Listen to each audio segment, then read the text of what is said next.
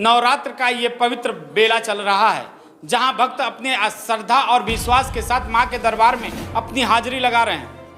ऐसे में हम देवरिया जनपद के अहिलवार मंदिर पे पहुंचे हुए हैं, जहां भक्तों की भीड़ बड़ी असीम यहां लगी रहती है। लगातार लोग अपने मन वांछित फल पाने के लिए मां के दरबार में घंटा बजाते हैं और पूजा अर्चना करते हैं। ऐसे में यहाँ तमाम देख सकते हैं तस्वीरें कैसे अलौकिक दृश्य माँ की दिख रही है। और यहाँ के पुजारी हैं, हम उनसे जानेंगे कि इनकी सिद्धि क्या है और यहाँ कैसे यहाँ लोगों का जमावड़ा भक्तों का जुटता है, उसके बारे में जानकारी लेते हैं। ये शक्तिपीठ का लगभग 300 वर्षों से पुराना इतिहास रहा है। इस समय रेलवे लाइन का काम हुआ करता था। लॉर्ड डलहौजी करके कोई रेल अधिकारी थे जो दिन भर रेलवे लाइन का काम हुआ करता था। पटरियाँ बिछती थी, मिट्टी लगती थी, दिन भर काम होता था। शाम को सारे सामग्री जथा स्टोर हुआ करते थे। उसमें अधिकारियों को ये लगा कि ये यहाँ के लोकल लोगों का कोई चाल है, लाइन नहीं बनने देना चाहते हैं, ये क्या है, कैसे है। एक दिन उस अधिकारी को माँ ने स्वप्न दिया कि जहाँ तुम रेलवे लाइन का काम कर रहे हो, ये हमारा पीठ है और इस रेलवे लाइन को यहाँ से कम 100 मीटर और साइड लेके जाओ, तब जाके तुम्हारा काम हो सकता है, वरना काम नहीं हो पाएगा।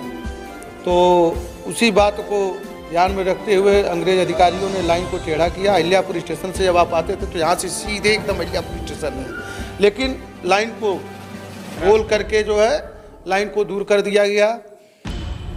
उसके बाद से रेलवे लाइन बनी। माँ के प्रादुर्भाव का वो कहानी है। और एक हम लोगों के यहाँ इस मंदिर के प्रथम पुजारी बैकुंठनाथ बाबा हुआ करते थे। माँ के सच्चे पुजारी थे श्री बैकुंठनाथ बाबा। ये दो घटनाएं हम लोगों को जो है क्षेत्र में धीरे धीरे इस मंदिर का प्रचार हुआ। यहाँ श्रद्धालुओं की मनोकामना पूरी होती है।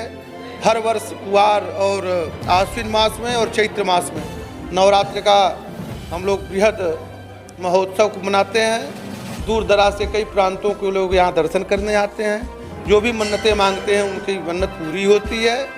इस माँ के आदि शक्ति पीठ का प्रादुर्भाव लगभग 300 वर्षों का हम लोगों को ज्ञात है।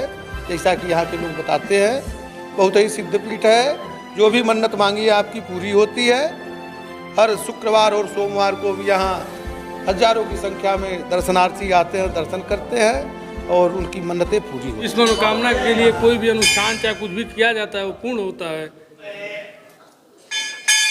हम लोग को तो मनसा बहुत पुराने से पहले से हमारी दादी परपा जी इनका पूज्यमान रहे, तो इसलिए हम लोग आते हैं। जो भी हम काम कहते हैं वो हम लोग का काम पूरा हो जाता है।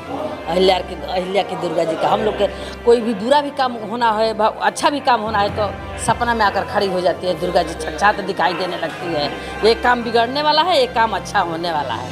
हाँ, सारी मनोकामना पूर्ण होता है। और यहाँ जो भी भक्त सच्चे मन से इस दरबार में आकर हाजिरी देता है, उसकी सारी मनोकामना पूर्ण की जाती है।